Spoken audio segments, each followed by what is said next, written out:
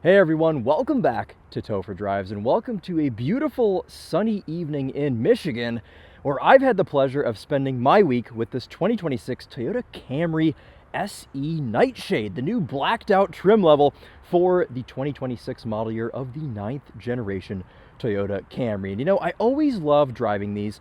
This and the Accord, they're such freshes of breath air, as the Topher would say. And in a market that is just so dominated by unnecessary SUVs and 1,000 different jelly bean crossovers, it's so nice to spend time in a proper, honest family sedan. And this one is $36,000 and it's mid-grade trim. I thought this was going to be like 40 grand or something, or $40,000 plus. Even the top trim, the XSE, starts under $40,000. The Camry itself starts under $30,000 at $29,300 for the base LE trim. And all of them now are hybrids. In this 9th generation, they all have the 5th generation Toyota hybrid system, the 2.5 liter naturally aspirated 4-cylinder with 225 horsepower and some unknown amount of torque, because Toyota never reveals torque for their hybrid cars for whatever reason. Obviously, this has a CVT, and Toyota will let you choose if you want front-wheel drive or all-wheel drive. This one is front-wheel drive, which means it's 1 mile per gallon more efficient than the all-wheel drive one, coming in at 46 MPG combined, 47 MPG city, and 45 highway, though this week I've been seeing numbers over 50 MPG when I've been really trying to hypermile it. I had a little trip 10 miles from the house today, and when you arrive somewhere, the car gives you your score and it tells you what your MPG was. And on my initial 10-mile commute this morning, I did 47 MPG without even trying. So I thought, okay, on the way home, I'm really going to try and see what I can get. And it did 54 MPG. So just blown away with this thing and just loving it overall. Now, I mentioned this is the Nightshade trim, which just blacks everything out. It's $1,000 more than the base SE, though it's based on the SE. So you get all of the SE stuff. You get these canards on the front bumper, which, look, okay, it's a little cheesy, all of the sports stuff they put on this, but for what it is, let's appreciate that they give you the option to make your Camry look sporty, and it saves you the trip to Pet Boys or AutoZone or wherever you would go to get stick-on canards. Toyota just puts them on from the factory. These are finished in black. You also get black Toyota badges. You get satin black 19-inch wheels, which are a little bit big, and they do sort of hinder the fuel economy some. 235/40 R19. It's a Bridgestone Taranza squared setup in this, and you can tell this car is bent to Car and Driver, for one, because there's an article on it with this exact car in the pictures, and because the outer edge of the tire is completely ruined. But I think they'll do just okay for our living with style video today with this Camry Nightshade. We got to go into town. I'm going to stop at the grocery store on the way, and we'll just enjoy this really nice evening. It's like 80 degrees out. I've got black pants on, so I'm probably going to be sweating, so let's go ahead and get going with our walk around, and we'll start in the boot, as the Europeans call it, and I always forget where the button is. It's between the R and the Y on your Camry badge. But look at this space you have back here. You know, we're so used to SUVs that you don't really consider the trunk size of normal family sedans like the Camry. And the best part about this is if you remove this Camry dealer accessory trunk mat and you lift the actual floor of the trunk and then you lift the toolkit out of the way, you can see a compact spare tire. So that is lovely for if you need a spare tire, because why do so many cars these days not come with spare tires? I don't know, but Toyota and Lexus are really some of the best when it comes to this. They always have one in the trunk. I always like to tell the story about when I was ran over a nail in an IS 500, and even that had a spare. Only bummer, as the sport bike plays the sound of its people, only bummer here is that you don't have a handle to close the trunk, which means if it's covered in pollen, like this one is, because it's that season here in Michigan, you have to get your hands dirty and close the trunk this way. But it does show you this black little lip spoiler that you get on this Nightshade Camry badge in black, hybrid badge, SE badge. All this is blacked out for this Nightshade trim. Do you guys think that's worth $1,000? I don't know, but I guess it's cool to have some kind of a special edition that splits the gap between SE and XSE, and that is this car. Let's pop the hood and show you this 2.5 liter. These Toyota hybrid engines, I know they say it's Gen 5, but they're kind of just always the same. And that's a good thing, because these engines are quite proven. You know, it'll probably outlive all of us. This engine will. Takes 0W8 oil, which is a bit puzzling. I mean, I imagine that's close to water, but whatever. I guess the engine doesn't do a whole lot of running because the electric motor is kind of doing its thing some of the time. I told you guys 47 MPG is our city rating in this car. The LE car is rated like in the 50s or something like that because it has the smaller wheels. But you can look stylish, you can still be efficient with this Nightshade trim. This one's finished in Supersonic Red, which is a lovely exterior color, one of 3 available on the Nightshade. You can have Wind Chill Pearl, Black, or this Supersonic Red. Let's show you the back seat, which is another nice place to be in a Camry. And you can see this has the soft tex interior. It's got a little bit of cloth mixed in as well, these nice white accents. I'm just now noticing that I left the previous journalist's droppings here in this car. This came out from under the seat after the car got dropped off. Little Debbie banana pudding. So the previous journalist or YouTuber, they hope you enjoyed your Little Debbie and thank you for leaving it in the car. Let's close the door. Decently quiet in here, and since this is a kind of mid-grade trim, you know, there are some rubbery, scratchy plastics in this interior, kind of to be expected, especially at the price point, but I'm not really too concerned about that because in my opinion, a Toyota Camry just has to be an car. You know, I always say, the Camry and the Accord, they are just the best at being an car. That's just kind of what they're for. And this soft text material, you know, it does the trick for me, but I'm more concerned about my room back here at 5'11", sat behind myself in my driving position. I do have enough room. Black headliner, we've got a moonroof on this car. That's part of an optional package, but the roof goes up a little bit here to give you some extra headroom. And I just have plenty of room in all fronts back here. You've got your own climate vents. You have a couple of USB ports, one C and one A. And well, that's about it. You know, they give you just enough back here. You've got map lights up there. So pretty much, you know, the Camry is kind of all about everything you need and nothing that you don't. Apart from the canards on the front bumper, I think everything else is very welcomed in this car, and I do quite like it. As far as the 9th gen Camry goes, this is the 2nd model year. The last one of these I filmed was an XSE all-wheel drive. So if you want the all-wheel drive car, Toyota puts like the rear E-axle in. It's like an extra 40 horsepower in the back, which really only translates to like 7 extra horsepower overall. But nice for places like Michigan, where we have snow for half the year, it seems like. So if people want all-wheel drive, you can get it. But it's always nice to experience something closer to a base model, because I always like to see what the mass seller is, which is the LE and the SE. And this, at the end of the day, is still an SE. So let's jump up front and we'll show you what this looks like. Ignore all my sunscreen that I got on this earlier. Some people leave Little Debbie wrappers. I leave sunscreen from when I go on runs and don't want to get completely fried. Okay, here are the front seats, similar to the back, really nicely trimmed out with this white. And I like that they've kind of kept this white in areas that aren't really going to get touched, between your legs here and then kind of on the sides where your shoulders are. Places that are low touch, the white's not going to get that dirty. I think that's smart. Also get a bit more of that white on the steering wheel, but I want to showcase these sport pedals that you get in here too, just like my Lexus IS300 has. Toyota is still doing these really cool aluminum pedals in the big 26. So we love to see that too. Only questionable material here in this interior, in this SE, is the cloth that they have on the dash here. Now, I don't know what the reasoning is behind this, but cloth just seems like a bad choice for a dashboard.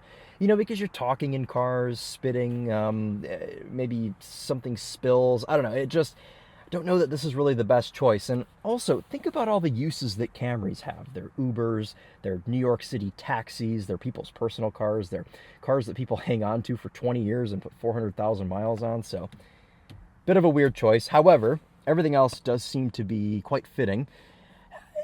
You know, the door panel, it's bland. It's just looks like a big piece of molded black plastic. You get a little bit more of that cloth material at the top. And, you know, you're going to have that in this very mass-produced utilitarian car. There are going to be some cut corners where they have to save cost to be able to make so dang many of these. But let's shut the door and let's fire it up. I want to get my air conditioning pumping. I am quite warm.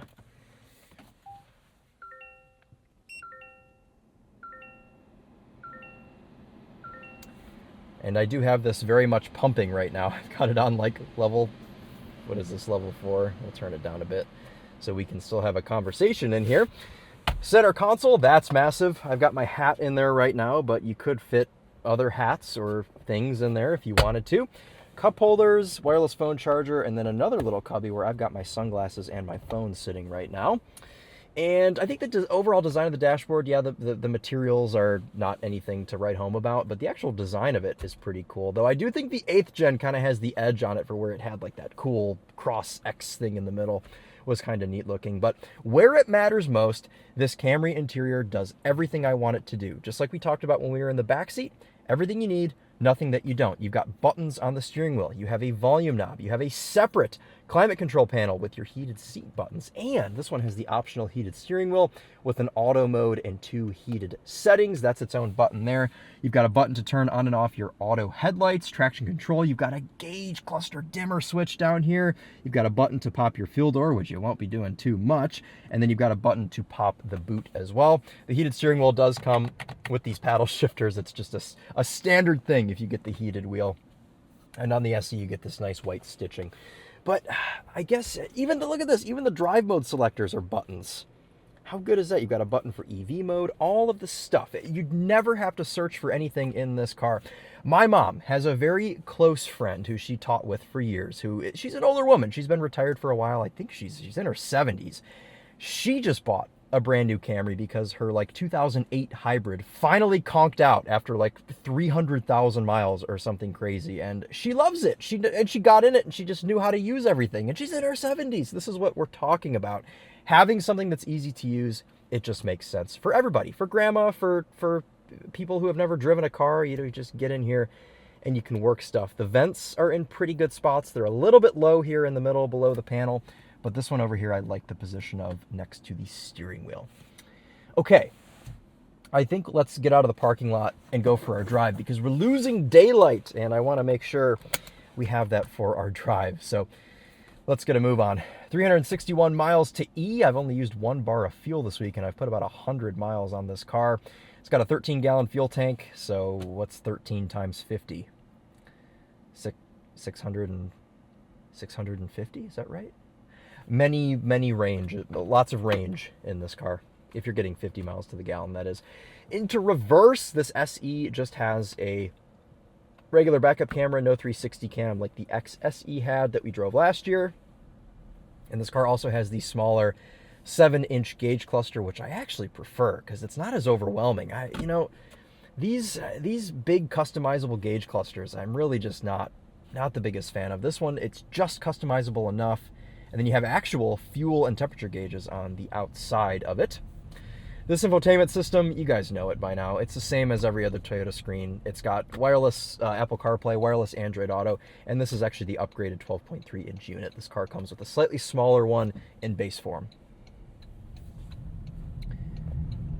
Okay. Anyway, though, so something that always cracks me up with these SE and XSE trim Camrys is that they have a sport-tuned suspension. You know, they have the LE line, the LE and the XLE, and then they have these SE cars, 5 trims total. And the SE, it's supposed to be the sport car, and they really do go all out with this, giving it the sport-tuned suspension, and it actually has a larger front sway bar as well. But, I think it's a bit of a gimmick. The car rides great, even on these 19-inch wheels. Like, I don't really have any gripes about this ride quality, though. I don't recall ever driving an LE Camry. Maybe it rides a lot better. It's got more sidewall and the softer suspension, but the SE does fine. Don't worry about this thing being too stiff like a GR Corolla. It does all you need for daily duty.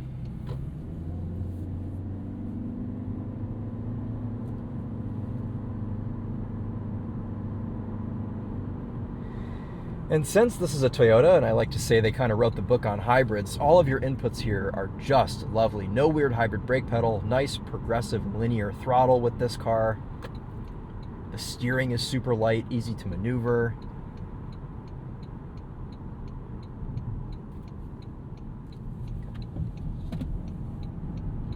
You can hear all of the owner's manual books rolling around in the glove box. That's a Toyota press car special.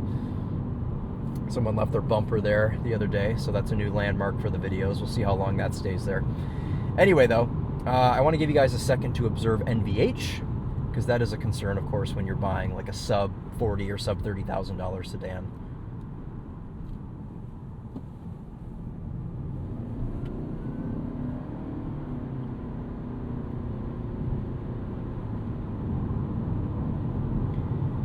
And I'm actually cringing watching my average MPG go down because I've worked so hard over the last couple of days to get this up. It was like 47 MPG or something this morning. But now we're down to 43.7, and we're going to make it worse because I'm going to put this into sport mode, and we'll test out this sport tune suspension and see what it can do around our favorite little left-hand corner here. We're going to leave the gearbox in D. Car might shut itself off and go into EV mode, but that is okay.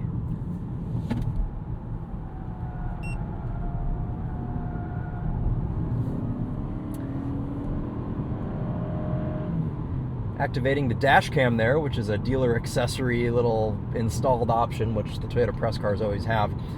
Very sensitive, these things. It's been going off pulling out of the driveway this week, just like going down the curb at like half a mile an hour sets off the Dashcam. So very sensitive little guy. And Toyota, if you're watching, hello. I went around a corner quite quickly. That is all it is.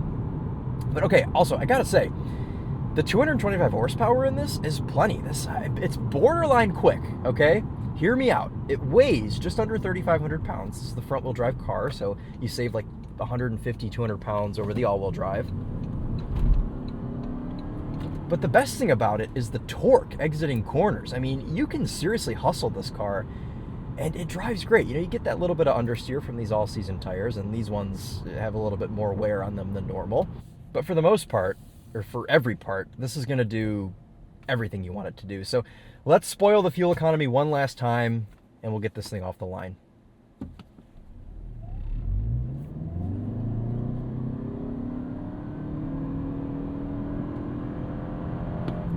There is 60 miles an hour, which felt like about 7 seconds, which is all you need. It's a Camry. It's not a GR Corolla. It's not a Supra. This is all this car ever needs to do.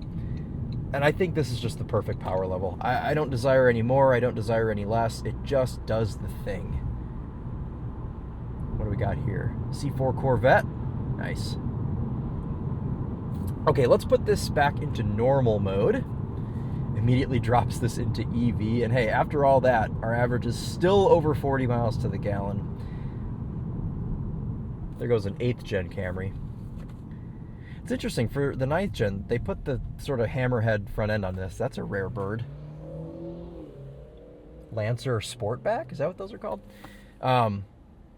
In my opinion, the 9th gen Camry kind of just looks like an 8th gen that had like a BBL and a facelift, because like from pillar to pillar, it looks pretty much identical. You know, they changed the dashboard and put the new steering wheel on it and stuff, but I think styling-wise, it's good in my book as well.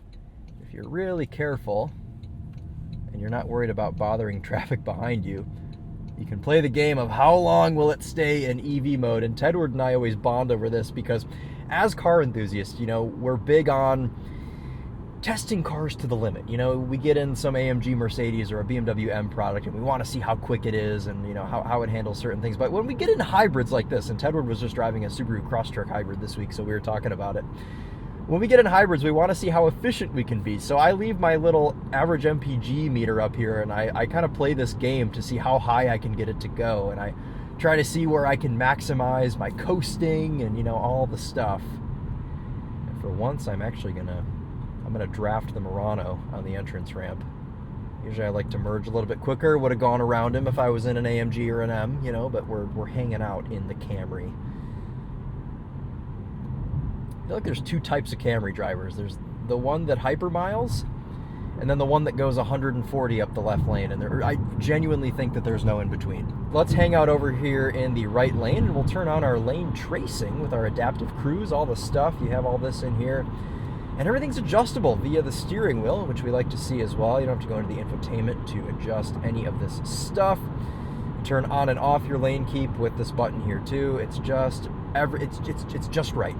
It really is just right. And here comes the newest version of the Honda Accord.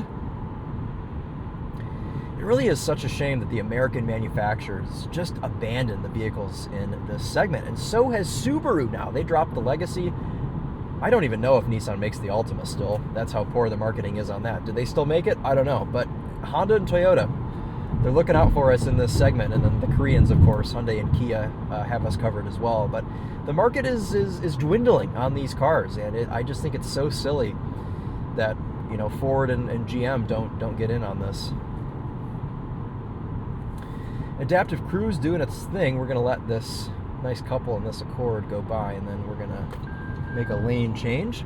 Nice. Accelerated as soon as I put that turn signal on. Makes me think that sometimes Toyota listens to my complaints with their adaptive cruise systems. Still rated at 45 MPG on the highway. Nothing to scoff at. But when you're actually sitting in this, the seats do feel nicer. These seats have been completely re-engineered for the 9th generation. They have more padding than 8th gen. And you can tell, you know, there's not a crazy amount of adjustment, but it does have lumbar, which, hey, I'll take that. I will take a zesty, ooh, wow, yeah, that goes out pretty far too. So if you're taking this Camry on a road trip, you need the extra back support. You do have that option here in the SE and SE Nightshade. Otherwise, as far as sitting in it, I've got 2 comfy elbows. These surfaces are not leather wrapped, but they are still a pretty squishy, like rubberized material. So hopefully that holds up. And then you're also set up to have your hands at even heights on the steering wheel. And the steering wheel is just about the right thickness as well. It feels good in the hands. That's all good. Visibility out of the Camry is nice. Big rearview mirror, big back window. You can see everything you need out of there. Side view mirrors do a good job. And blind spots aren't that bad in this either. I've had no weird issues with seeing out of this Camry this week. Lane Keep Assist does a pretty good job. I actually don't know how long it'll let you go without yelling at you. Quite a while, it seems. Wow. Still hasn't prompted me to put my hands. There it is. Okay. All right, let's kill the cruise control. We're going to coast this ramp because I know I'm going to catch this Jeep anyway. So we may as well get the MPGs up. Got nobody behind us. We can apply a little bit of throttle. That's going to bump that engine back on. It's fun to kind of learn the programming of this, though, like to get it to go into EV mode, like how long you have to have your foot off the throttle, what your sort of inclines, and what your like elevation is as well. Like if you have enough of a downhill to where you can give it some throttle, it'll stay in EV mode. We're gonna give this just a little bit of throttle, get this merged at 70. Avoid those potholes with these 19-inch wheels. Even though the ride quality is good, I don't know that I trust the sidewalls here on these tires.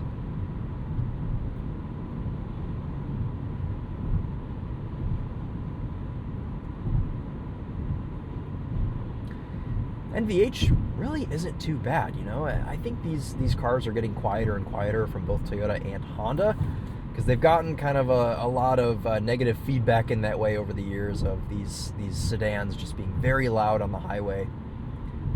But this one, it does okay. You know, it's not the quietest thing that I've ever heard, quietest thing I've ever driven, but I think it's quiet enough. 36 grand, 32. The Nightshade starts at like 32.8 or something. You know, this car is pretty close to a 30K starting point, and for it to have this level of quietness, I'm okay with it. All right, let's exit the highway. Let's get this through town. We'll get it to the grocery store. I only need a few little essential items for today, but I want to show you guys what this is like in a parking lot, in a parking spot, all that stuff that we like to show.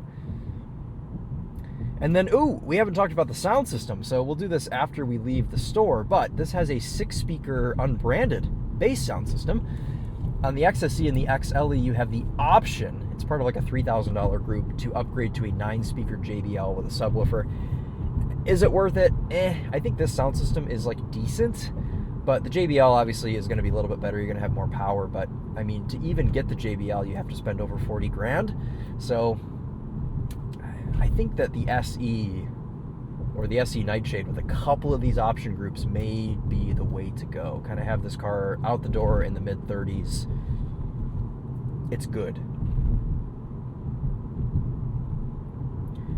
Over some of these potholes, kind of just shows off the 19-inch wheel, and also just the fact that this is a sedan. You know, it's not going to ride like an SUV. It doesn't have the ground clearance. It doesn't have the suspension travel of something like a RAV4. So a sedan is going to drive a little bit differently. It's to be expected. Rides a little bit on the firmer side. I do actually really want to drive an LE now, just to kind of compare. But anyway, let's get this Camry Nightshade pulled into the grocery store parking lot. We'll find a nice little spot for it here. I feel like every time I've been here for the past couple of months, there's always a car in this end spot that we used to park in all the time. Oh man, should we park next to the 8th gen Camry? That might be kind of fun. Oh, it's kind of a tight spot. Nope, I'm changing my mind. I want to park right here in this corner where we put the Ineos Grenadier. Love this mechanical shifter. No stupid buttons or anything.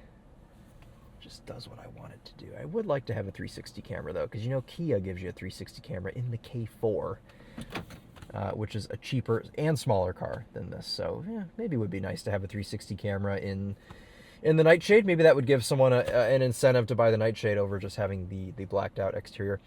Parking brake will automatically apply if you have your foot on the brake for long enough after you shut the car off. And then this will tell us our MPG on this trip, which is not going to be good because we did the performance section. But we'll go ahead and check what this is. Wow, we still did 39.2 MPG, even with flogging it, with doing a 0 to 60, all that stuff in our 19-minute drive, 12.8 miles. EV driving ratio, 42% of that commute was in EV mode. Just cool stuff, you know. I like to nerd out over the metrics. I think I got that from Charlie from Daily Motor when I was working with him. But look at this thing, fits in a spot great. This is actually kind of a small spot too, and it does this well. Yeah, real happy with that. All right, I'm gonna go to the store, grab a couple things. We will be right back out, and we'll wrap this going into the city. Walking back up to the Camry Nightshade with a bag full of yogurt. Not a whole lot of groceries today, so we don't need to go crazy, but you are able to walk up to the trunk with the key in your pocket, and even though the car is locked, you can hit this button here, and it will pop the trunk. Now, obviously, we don't need this today, and this doesn't have any bag hooks that are high enough up to hold this single bag. So I'm just gonna stick this in the back seat behind my seat. Though no rear proxy key on this, you can put your hand on the front door handle, and there's probably a setting to make this unlock all 4 doors, but we'll go ahead and click that unlock button. Obviously, I would like to have rear proxy key, but there are like our Alpina XB7, which is a $160,000 SUV, does not have rear proxy key. So, I mean, yeah, sure, I would like to have it on this Camry, but I'm not like devastated that it doesn't have it.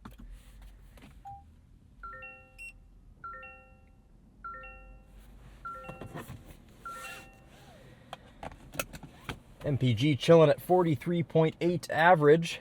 We're going to get this out of the parking lot, and we're going to give you a sound system demo on this unbranded 6-speaker system. Parking brake will automatically disengage as well.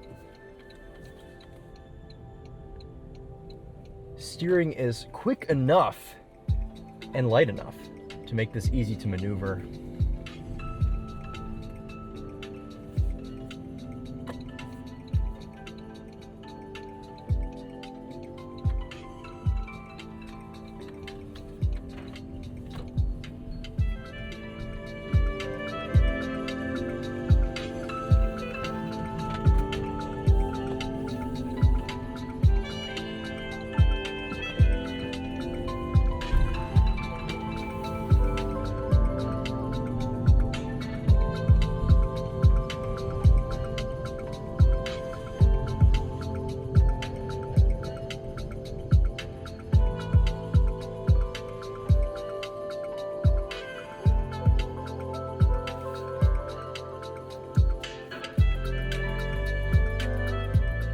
You know, I gotta say, we kind of spoiled this for you earlier with me telling you that this is an okay sound system, but for this being a base 6-speaker system, like, I'm not mad at this at all, and this is probably one of those cases where the JBL literally only gives you 3 additional speakers off of these base 6 speakers anyway, so these are probably, they may even be JBL branded speakers, you know, you just get less of them, and they don't put their name on it, but I really think this is okay for like 90% of people.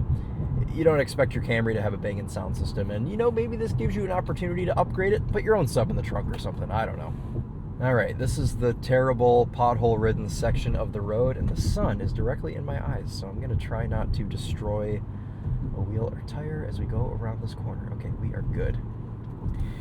Let's get this Camry into the city and we'll wrap up our thoughts on it. I mean, I always like to joke and say that a Camry, it's a very hard car to review because it is simply a car, as I like to say in the fashion of Jeremy Clarkson. Some people don't understand that, but that's what it is.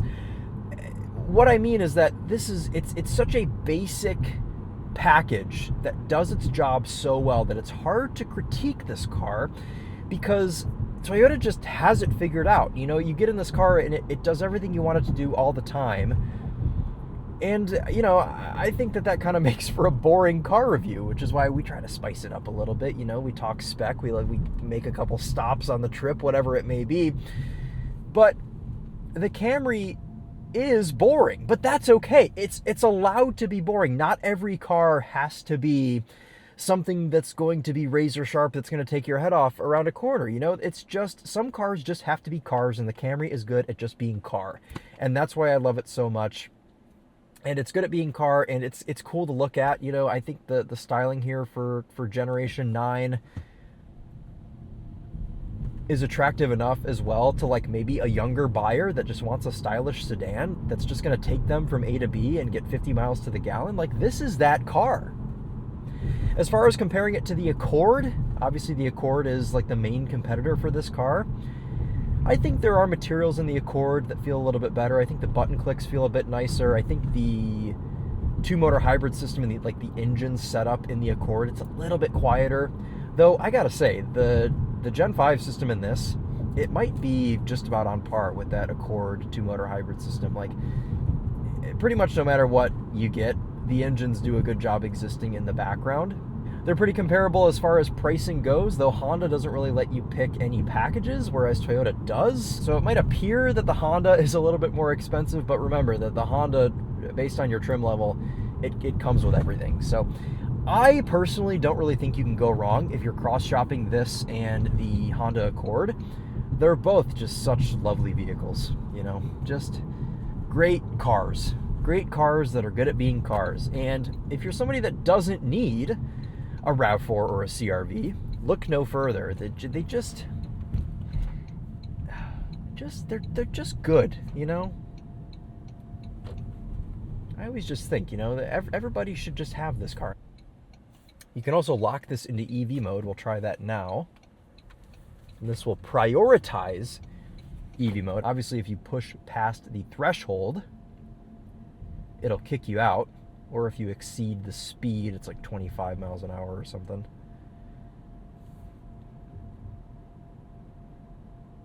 You've got that EV angelic noise that it plays outside.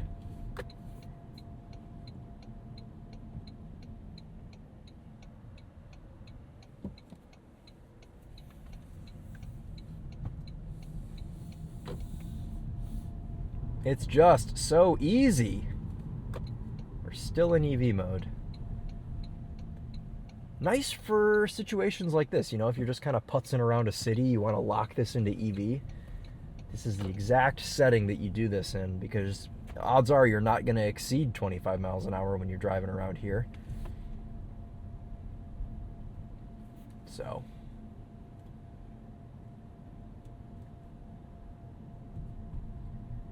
good, we're just wooing along. All right, let's pull in here. Auto down window. That's good. Please select an. Look at this. We're at a perfect height to grab our parking ticket. Stick that up into the visor. Auto up window as well. I don't know. 4 auto up down windows. How about that? Pretty hard to argue with for the price point as well. So, all right, well, we're going to wind our way up the structure here, and we'll give you guys one last look at the Camry SE Nightshade once we get to the roof. But you know my final thoughts on this. We kind of did them a little bit prematurely today. But if I can leave you with one lasting impression, okay, I drive a lot of cars, and I truly think the Camry completes its mission better than at least 90% of them. Like, this car just does what it was built to do so well. And that's so important for a car in this segment, which is a segment that's dwindling, and I really hope that the Japanese and the Koreans hold on and keep making these sedans. because they are important. Look at that. There's another Camry. I think that's a, what is that, a 7th gen? Got a Jaguar S-Type. Okay, some good sedans to supplement ours here in the structure. But let's get it up top and we'll show it to you one last time. Well, bit of a buzzkill up here at the top of the structure because it's shut. So why don't we end it right here? Why not? There's nobody else driving up here. Get a little bit of natural light coming in here, show you the car. See what our MPG was for this last section of the trip. 46 MPG we did from the grocery store to downtown. 72% of our driving in EV mode.